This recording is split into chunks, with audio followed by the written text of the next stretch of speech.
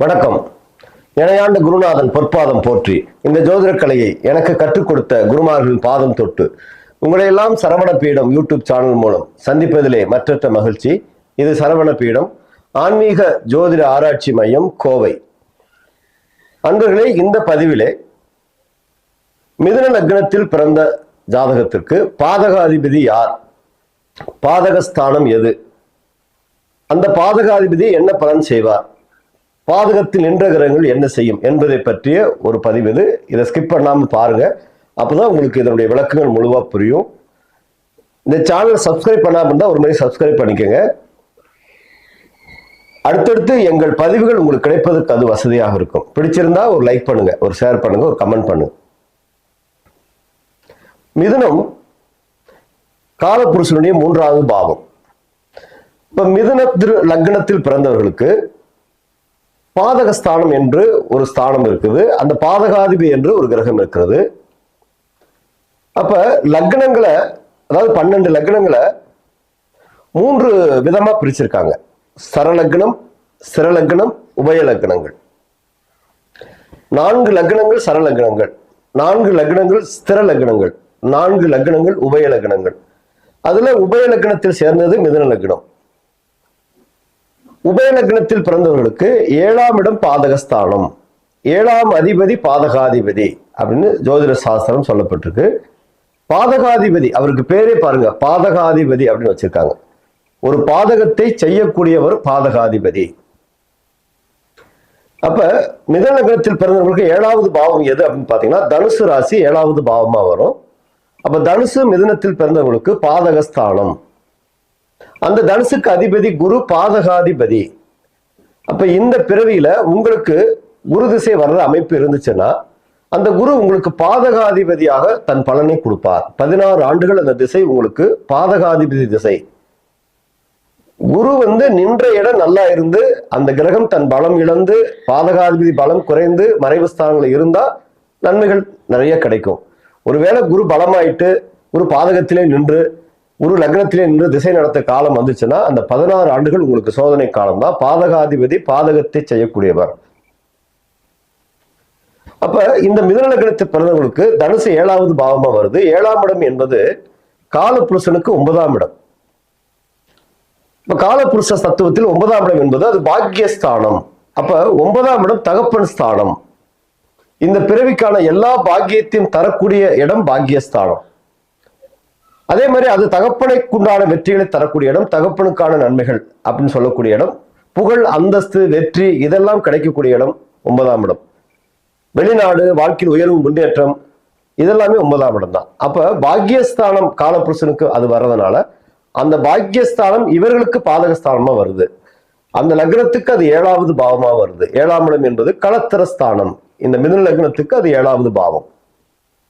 அப்ப களஸ்திர ஸ்தானம் என்பது திருமண வாழ்க்கை. ஆணாக இருந்தால் மனைவியை பற்றியும், பெண்ணாக இருந்தால் கணவரை பற்றியும் சொல்லக்கூடிய ஸ்தானம்.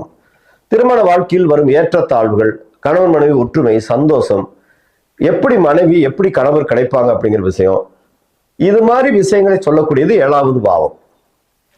அதே மாதிரி 7வது பாவம் என்பது கூட்டு தொழிலை சொல்லக்கூடிய இடம். ஒருத்தர்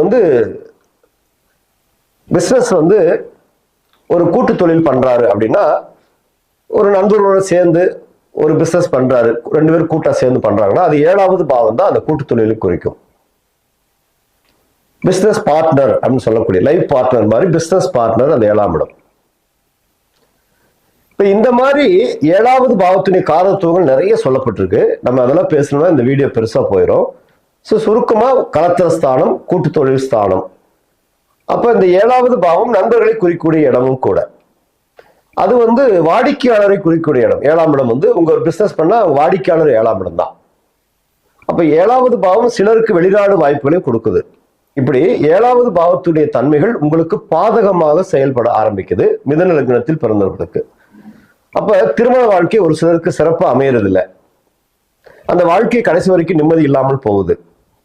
அதே மாதிரி திருமணம் முடிக்கிறதுக்குள்ள லைஃப்ல போதும் ஆயிருது. ஏன்னா 7ஆம் இடம் பாதகமா வரும்போது இது மாதிரி திருமண வாழ்க்கை சார்ந்த பிரச்சனைகள், வாடிக்கையாளர் சார்ந்த பிரச்சனைகள், நல்ல வாடிக்கையாளர் கிடைப்பதில்லை. ஒரு தொழில் பண்றாங்கன்னா அதுல வாடிக்கையாளர் பக்கத்து கடைக்கு நிறைய ஆள் போவாங்க, நம்ம கடைக்கு ஆளே வரமாட்டாங்க. அப்படிங்கிற மாதிரி 7 பாதகமா இருக்கிறவங்களுக்கு அந்த பாதகாதிபதி பலமா இருந்தா வாடிக்கையாளர் பிரச்சனைகள் வருது. அதே மாதிரி கூட்டு தொழில் செய்யறவங்களுக்கு அந்த தொழில நிறைய பிரச்சனைகள் வந்து அந்த கூட்டு தொழில் பிரிஞ்சு போகுது, இல்லாட்டி கூட்டு தொழில் நஷ்டம் ஆயிருது. இதெல்லாம் 7ஆம் இடம் பாதகமாக வரும்போது செய்யக்கூடிய அமைப்பு. அதே மாதிரி அந்த பாதகாதிபதி எந்த இடத்துல போய் நிக்கிறாரோ அந்த இடத்தையும் பாதகம் செய்வார். இப்போ உதாரணத்துக்கு குரு பாதகாதிபதி மிதுன லக்னத்துக்கு அப்படின்னு சொன்னோம். இந்த குரு போய் 10ஆம் இடத்துல நிக்கிறாருன்னு வைங்க, தொழில் ஸ்தானம் அப்படின்னு சொல்லக்கூடிய இடத்துல 10ஆம் இடத்துல போய் மீனத்துல இருக்காரு அப்படின்னா, மீனம் குருவுக்கு ஆட்சி வீடு, அது அவருடைய தொழில் ஸ்தானம். அப்படின்னா குரு பாதகாதிபதி போய் 10ல ஆட்சி பெற்றார். 10 கூடவன் 10ல ஆட்சி பெற்றாலும் அவரே பாதகாதிபதியாக வர்றார். அப்படிங்கும் போது தொழில நிறைய தோல்வி, தடை, அவமானங்கள், நஷ்டங்கள் இதெல்லாம் பாதகாதிபதி ஏற்படுத்துவார். அதே மாதிரி 5ஆம் இடத்துல போய் குரு பாதகாதிபதி அமர்ந்திருக்கும் போது வாரிசுகளுக்கான பிரச்சனைகள், புத்திரஸ்தானத்துடைய பிரச்சனைகள், குழந்தைகளுக்கு பிரச்சனைகள், பூர்வ ஜென்மஸ்தானம் சொல்லக்கூடிய பூர்வ புண்ணிய சொத்துகள், பூர்வ ஜென்ம சொத்துகள், பூர்வீக சொத்துகள், இது சார்ந்த விஷயங்கள் எல்லாம் அந்த குரு பிரச்சனை கொடுக்குறாரு. நல்ல குழந்தைகள் வழியில நிறைய பிரச்சனைகளை சந்திக்க வைக்கிறாரு. இது மாதிரி இந்த பாதகாதிபதி நின்ற இடத்தினுடைய வேலையும் அந்த ஜாதகத்துல கெடுத்துறாரு. அதே மாதிரி பாதகாதிபதி எந்த கிரகத்துடன் சேர்ந்திருக்காரோ அந்த கிரகத்துடைய தன்மையும் கெடுக்கிறாரு. உதாரணத்துக்கு குரு சனி சேர்க்கை அப்படின்னு எடுத்துட்டா, சனி பகவான் பொதுவா ஒரு தொழில்காரகன் அப்படின்னு சொல்லக்கூடிய கிரகம், ஜீவனக்காரகன், ஆயுள் காரகன். அப்ப சனி கூட போய் குரு சேர்ந்துட்டார்னா அந்த சனியுடைய காரகத்துவங்கள் குருவால் பாதிக்கப்படுது. பாதகாதிபதி தன்மையை அந்த சனி வந்து வாங்கிடுறாரு. அப்ப ஒரு கிரகத்துடன் சேரும் போதும் அந்த பாதகாதிபதி அந்த கிரகத்துடைய தன்மையை கெடுக்கிறார். இப்படி பாதகாதிபதி ஒரு ஜாதகத்தில் எந்த பாவத்தில் இருக்காரோ அந்த பாவத்தையும் கூட சேர்ந்த கிரகங்களுடைய தன்மையும் கெடுக்கிறாரு. அதே மாதிரி குரு பாதகாதிபதி வர்றதுனால குரு நின்ற இடத்துல இருந்து 3 பார்வைகள் பார்ப்பாரு. அவர் நின்ற வீட்டுல இருந்து 5ஆம் இடத்தை பார்ப்பாரு, அவர் நின்ற இடத்திலிருந்து 7வது வீட்டை பார்ப்பாரு, அவர் நின்ற இடத்துல இருந்து 9வது பார்வையாக 9ஆம் வீட்டை பார்ப்பாரு. அப்ப இந்த மாதிரி அவர் நின்ற இடத்துல இருந்து பார்க்கிற 3 இடங்களும் பாதகத்துக்குண்டான தன்மையை அடையுது. ஏன்னா குரு பார்வை கோடி நன்மைன்னு சொல்லியிருக்காங்க. ஆனா இங்கு பாதகாதிபதியாக அவர் பார்க்கிறார். அப்ப குருவுடைய பாதகத்தன்மையை சரி பண்ணக்கூடிய வழிமுறைகளை நீங்க எடுத்துக்கிறணும். அப்பதான் உங்களுக்கான அந்த திசை பாதகத்தை செய்யாமல் போகும். இப்ப நீங்க வந்து ஒரு சூரியனுடைய நட்சத்திரத்துல பிறந்திருக்கீங்க அப்படின்னு வச்சுக்கலாம். உதாரணமாக கார்த்திகை, உத்திரம், உத்திராடம் அப்படி வச்சிருந்தீங்கன்னா குரு திசை உங்க வாழ்க்கையில வரக்கூடிய அமைப்பு இருக்கும்.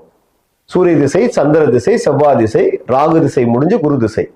அப்ப குரு திசை வரும் காலம் அப்படின்னு எடுத்துட்டீங்கன்னா கிட்டத்தட்ட ஒரு 40 வயசுல 45 வயசுல குரு திசை வரக்கூடிய காலம் இருக்கும். 16 ஆண்டுகள் அந்த திசை வந்து உங்களுக்கு வாழ்க்கையில் மிகப்பெரிய ஒரு சோதனை கொடுக்கக்கூடிய திசையாக பாதகாதிபதி போயிடுவார். அப்ப அந்த மாதிரி சூரியனுடைய நட்சத்திரத்தில் பிறந்தவங்களுக்கு, அதே மாதிரி சந்தனுடைய நட்சத்திரத்தில் பிறந்தவங்களுக்கு குரு திசை வாழ்க்கையில வரும்.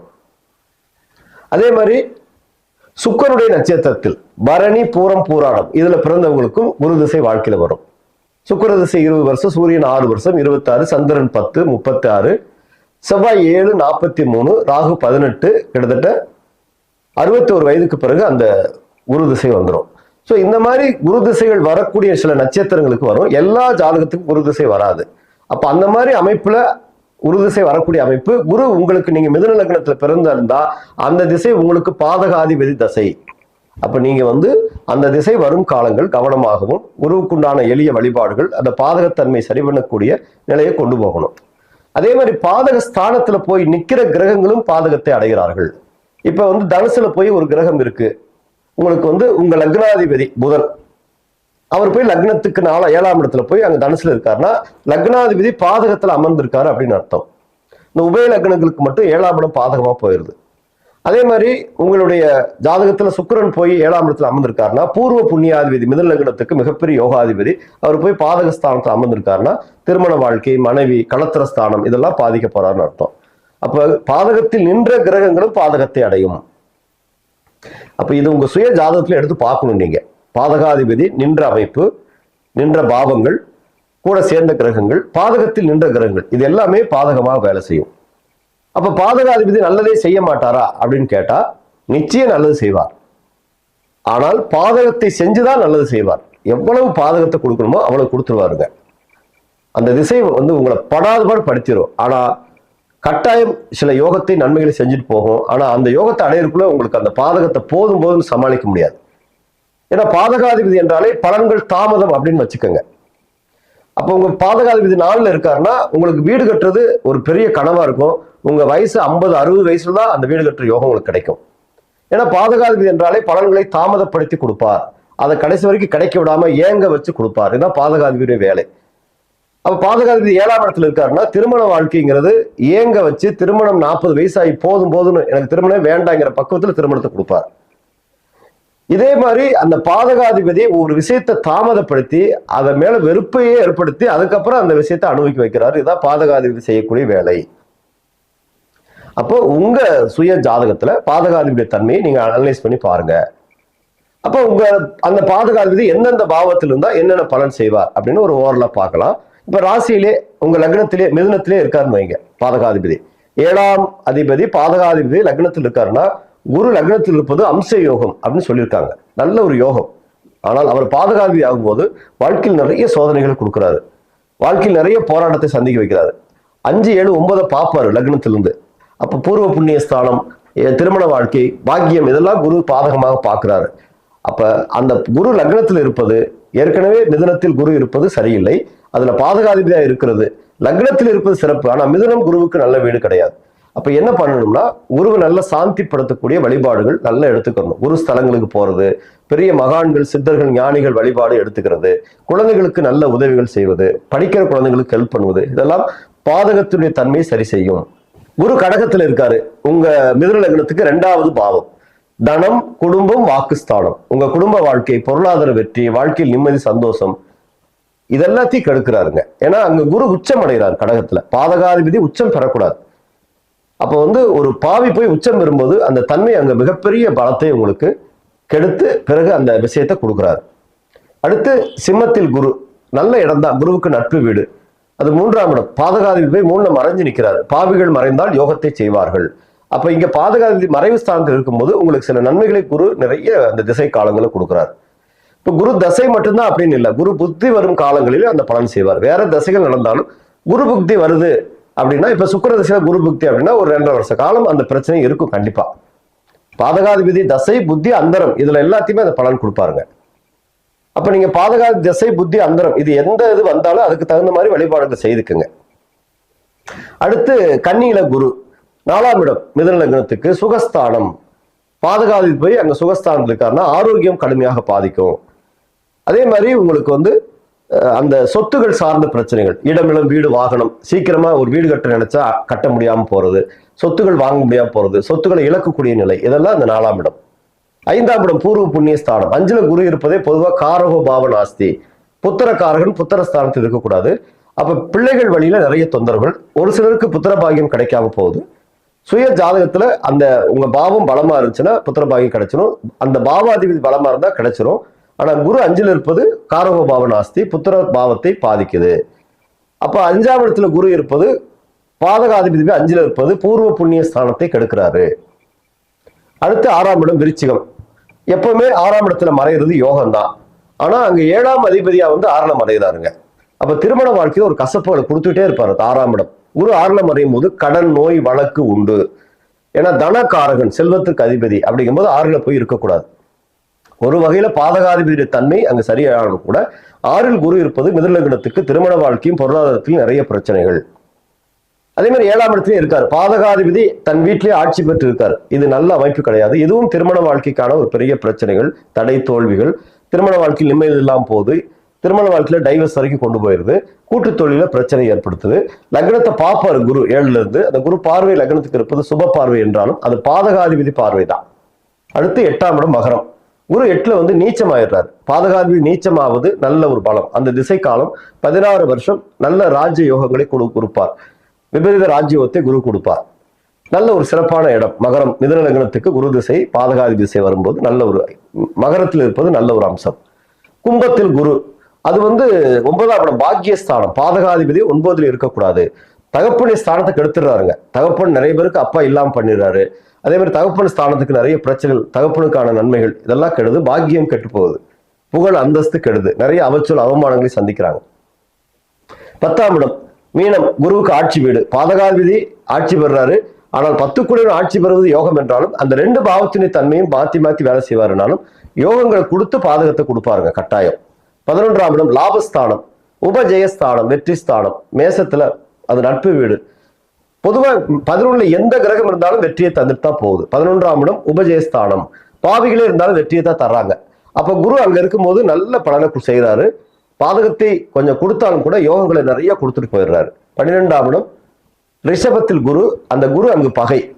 பொதுவாக மறைவு ஸ்தானம் பகை பெறுறாரு. பாதகாதிபதி கெட்டு போறது நல்லதுதான் கூட அந்த திசைக்கான பலன்களை திசை முடிவுல தான் கொடுப்பாரு. திசை முதல்ல எல்லாம் நிறைய பாதகத்தை செய்ய வச்சு திசை முடிவுல தான் அந்த திசை பலன்களை கொடுக்கும். இது மாதிரி மிதுன லக்னத்துக்கு குரு திசை என்பது 12 பாவங்கள்ல நின்ற இடம், கூட சேர்ந்த கிரகங்கள், நின்ற அமைப்பு, இதெல்லாத்தையும் பார்த்து உங்க சுய ஜாதத்தை ஆய்வு செய்து, ஒருவேளை நீங்கள் மிதுன லக்னத்தில் பிறந்து உங்களுக்கு குரு திசை வரக்கூடிய அமைப்போ இல்ல குரு திசை, குரு புத்தி, குரு அந்தரங்கள் வரக்கூடிய அமைப்பு இருந்தால் அதற்கான எளிய இறை வழிபாடுகள், நல்ல வழிபாடுகள் நம்ம முன்னோர்கள் நிறைய கொடுத்துருக்காங்க. எளிமையான வழிபாடுகள், பரிகாரங்கிற பேர்ல பணம் செலவழிக்க தேவையில்லை. நல்ல ஸ்தலங்கள், குரு ஸ்தலங்களுக்கு போய் குரு சாந்தி வழிபாடுகள் பண்ணுவதும், குரு காயத்ரி மந்திரங்கள் வியாழக்கிழமை குரு ஓரை நேரங்கள்ல பண்ணுவதும், அதே மாதிரி மகான்கள் சித்தர்கள் வழிபாடு, இதெல்லாம் குருவுடைய ஆற்றலை சரி செய்து நிறைய கொண்டக்கடலை தானம் கொடுங்க. பாதகாதிபதி தன்மை குறைய வைக்கும். இதெல்லாம் அந்த திசை உங்களுக்கு நல்ல திசையாகும். நின்ற இடத்துடைய தன்மை கெடாமவும் குருவுடைய அனுகிரகம் சிறப்பாக கிடைக்கும் என்று சொல்லி நான் வணங்கும் செந்தில் ஆண்டவனை பிரார்த்தனை செய்து உங்களிடமிருந்து விடைபெறுவது கோவை முருகன் அடிமை. நன்றி, வணக்கம்.